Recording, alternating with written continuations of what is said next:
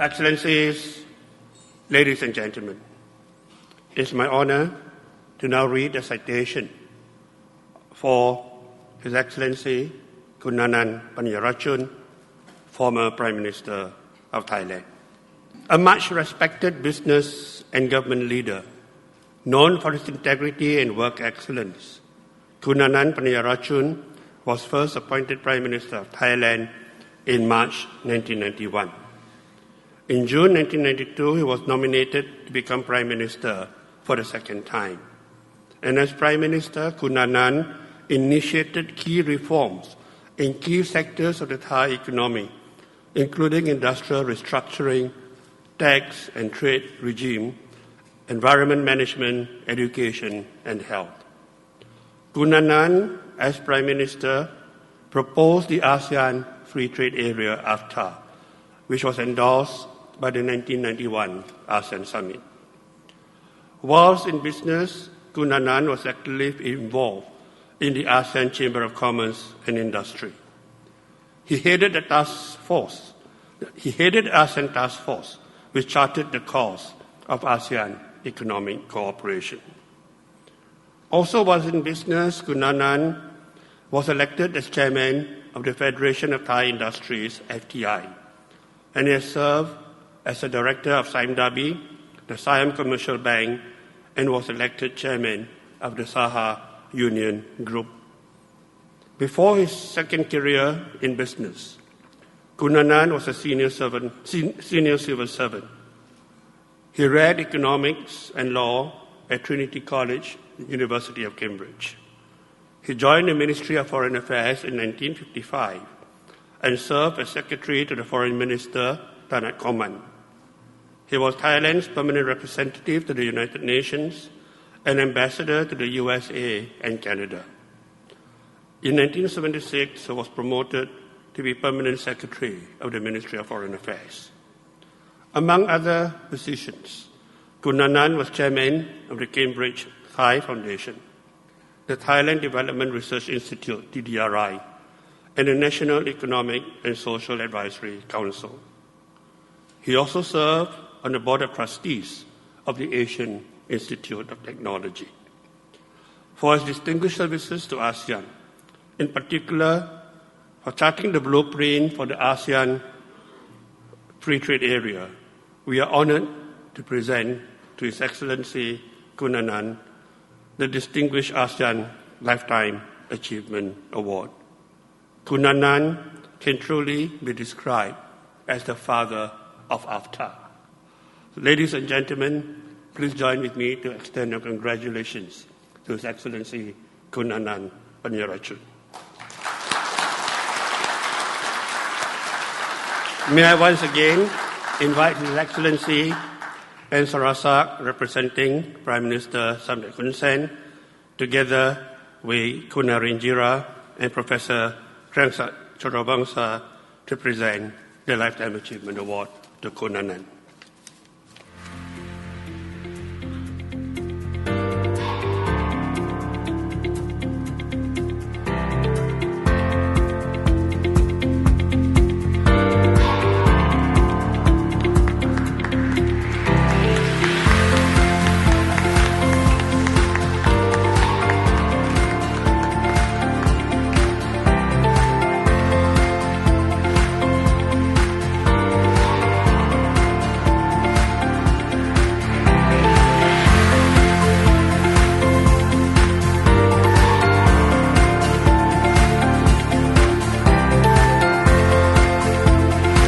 Congratulations, Excellency. We now like His Excellency to give us his special address.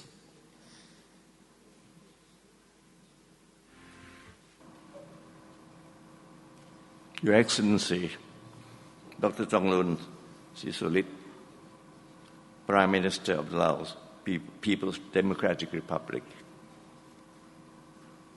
Tan Sri Michael Year, Dr. Krangsak Charanwongsak, distinguished delegates, ladies and gentlemen, please allow me from the outset to express my heartiest congratulations to the Prime Minister of Laos for the Distinguished Award that took place a few minutes ago.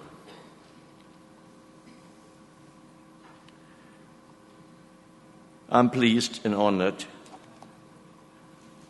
and humbled to accept this Lifetime Achievement Award and to join past distinguished recipients whom I have long admired and respected. I thank the organizers who nominated and selected me for this prestigious award. I also express my appreciation to all of those who supported me during the course of my career in government, the private sector, and civil society. Let me also acknowledge the support received from my family, namely my dear wife, who unfortunately cannot be here tonight due to her health condition, and my two daughters, who are present here this evening.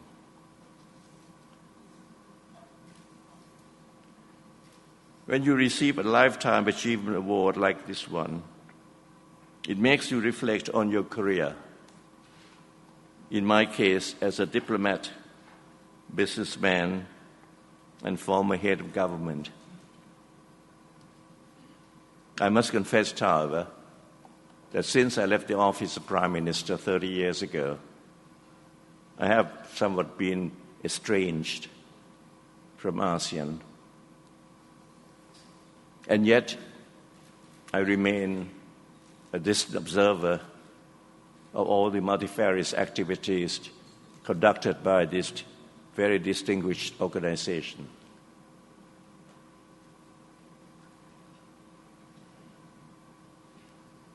I started my career in the Thai Foreign Service in 1955. When ASEAN was established in 1967, I was serving as ambassador and acting permanent representative of Thailand to the United Nations in New York. I recall vividly the pride and excitement that all of us had when ASEAN emerged as an indigenous grouping to promote regional unity and prosperity in Southeast Asia. It was no mean achievement, considering the multitude of critical security concerns preceding the founding of ASEAN.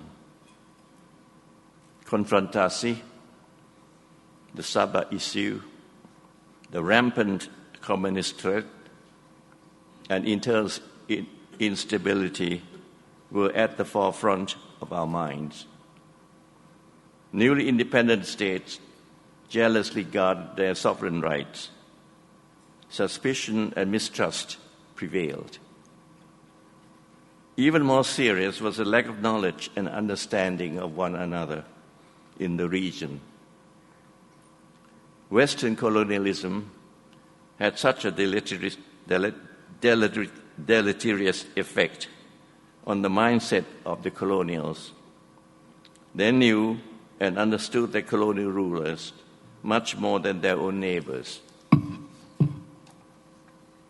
Dr. Thanat Khoman, the then Foreign Minister of Thailand, the only country in the region not to have been colonized, was well aware of this anomaly.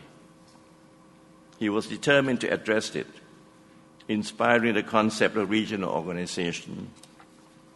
Together with his counterparts, Narciso R.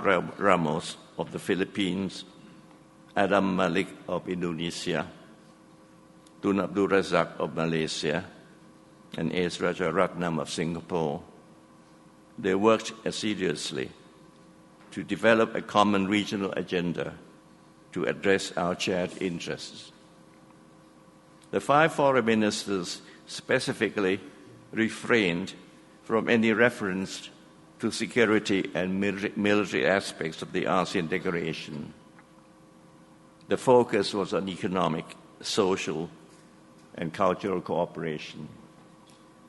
Yet deep down in their hearts, they were aware that political stability and security deriving from non-military cooperation would serve as a safety valve against any possible hostility among member states.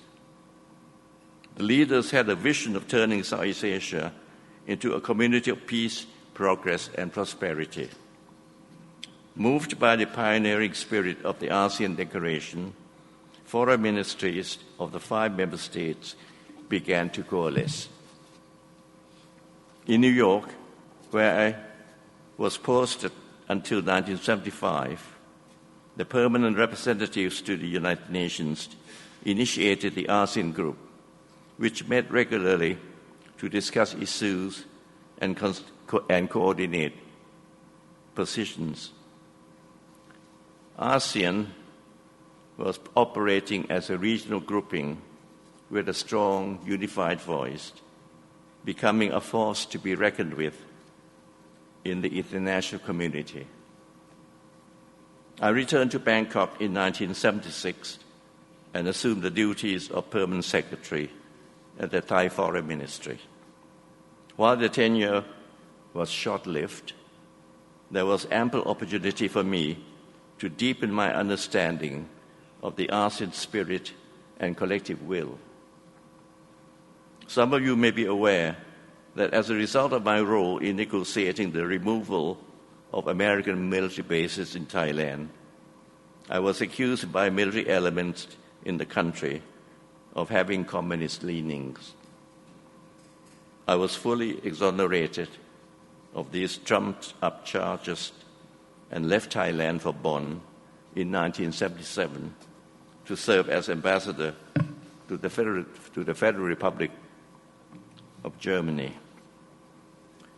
In Bonn, it was the turn of the Federal Republic of Germany to assume chairmanship of the European Union. There began a process to negotiate and complete a draft agreement of cooperation between the EU and ASEAN. We, the ASEAN ambassadors in Bonn, under my chairmanship, met as a group to negotiate and finalize the draft of the political section of the agreement with our German counterparts. The agreement on cooperation between EU and ASEAN was subsequently adopted at the EU-ASEAN Foreign Ministers meeting in Brussels.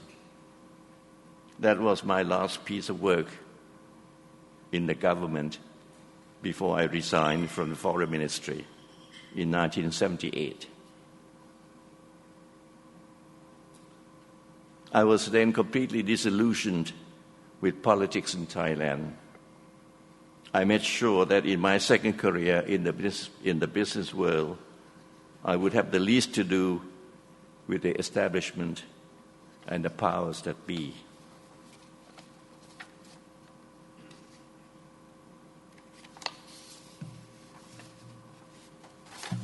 But fate had a different idea. It was Thailand's turn to become chairman of the ASEAN Chamber of Commerce and Industry, and I was designated to represent Thailand in that capacity. I was appointed subsequently in 1984 to chair a task force comprising representatives of government, the private sector, and academia, with a mandate to chart a new direction to intensify regional economic cooperation. By then, Brunei Darussalam had joined ASEAN as its 6th member. We worked hard to fulfill our mandate and produce a report containing a set of recommendations focusing on the establishment of an ASEAN free trade area, AFTA, whereby the flow of goods among ASEAN countries within a set time period would not be subject to tariff or non-tariff barriers. The report of the task force was presented to and adopted by ASEAN in 1986. However, due to internal politics in some countries and lack of political will, the recommendations were not implemented. In the late 1980s, as a result of geopolitical circumstances, The winds of change were generating greater political cooperation among ASEAN members. There was a stronger sense of cohesion and common purpose to address regional challenges. So when I was appointed Prime Minister of Thailand in 1991, I saw that the opportunity was ripe to revive the AFTA concept of free trade zone. Incidentally, it was with the encouragement of the former Prime Minister of Singapore, Mr. Lee Kuan Yew. My intention was to bring it to fruition. I formed an interministerial meeting comprising ministers of finance, foreign affairs, and commerce, and a representative of the private sector to work on a plan of action. Tonight we have 2 ministers present. Unfortunately, the late Dr. Suthi Singsane, Minister of Finance in my cabinet, is no longer with us. And Khun Asa Sarasin, Minister of Foreign Affairs, is not in town. But I'm delighted that Khun Amaret Silaon,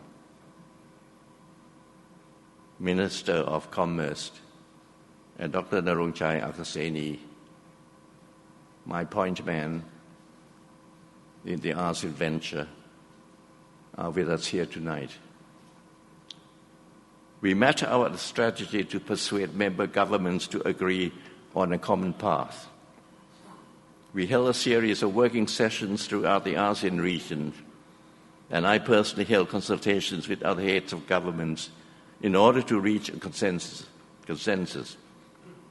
Once President Suharto, whose initial reaction was lukewarm, progressively moved over to our way of thinking, the Thai government then was ready to present its proposal to the ASEAN summit in Singapore.